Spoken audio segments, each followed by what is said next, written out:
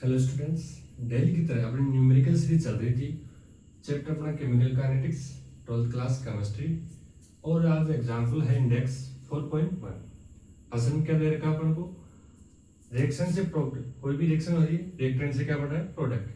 अभिक्रिया के लिए अभिकारक की सांद्रता 0.03 मोल से 25 मिनट में परिवर्तित होकर 0.02 मोल हो जाती है। तो इसके लिए औसत वेग की गणना कीजिए। प्रश्न में पूछा अपन को औसत वेग की गणना कीजिए। तो औसत वेग का फॉर्मूला, पहले अपन को फॉर्मूला लिखना है, उसके बाद क्या क्या दे रखा है, उसके बाद क्या करना है अपन को? कैलकुलेशन। चलो क्या लिखते हैं अपन? फॉर्मूला, सूत्र लिखते हैं अपन। क्या है सूत्र? R2 minus R1 T2 minus T1। बाद क्या रहता है इसमें? नेगेटिव। अब क्या क्या दे रखा है अपन को? R1 दे रखा है अपन को 0.03 मोल,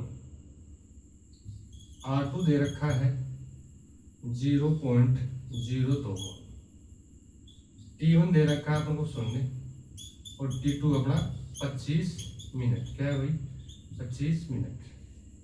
ठीक। अब मान अपन को फॉर्मूला पता है, तो मान दे रखा। अब इस मान को फॉर्मूला क्या करना? पुट करना। ठीक है भाई। और उसके बाद क्या करेंगे अपन? कैलकुलेशन। ठीक। Minus R2 minus R1 0.02 minus 0.03, 25 minus 0, 25 minus 0 तो इसको लिखने को जा सकता है, मैं सीधा ही 25 लिख रहा हूँ। क्या लिख रहा हूँ? 25। अब क्या करेंगे आगे? इसको घटाया तो क्या बचा?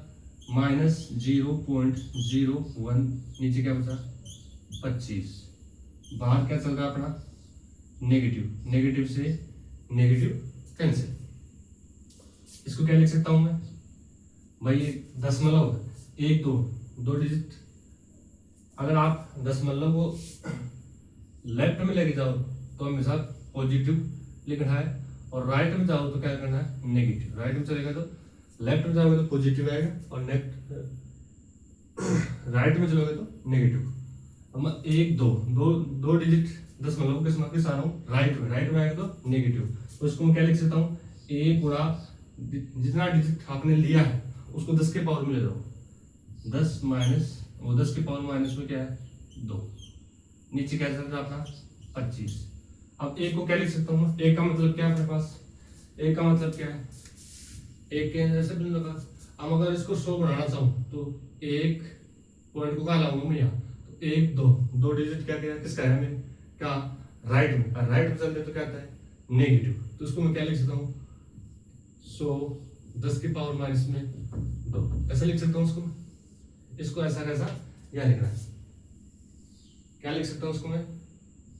100 10 की पावर माइनस में 2 और गुणा 10 की पावर माइनस में 2। ऑलरेडी से चल रहा था अपना पहले से। ठीक है भाई।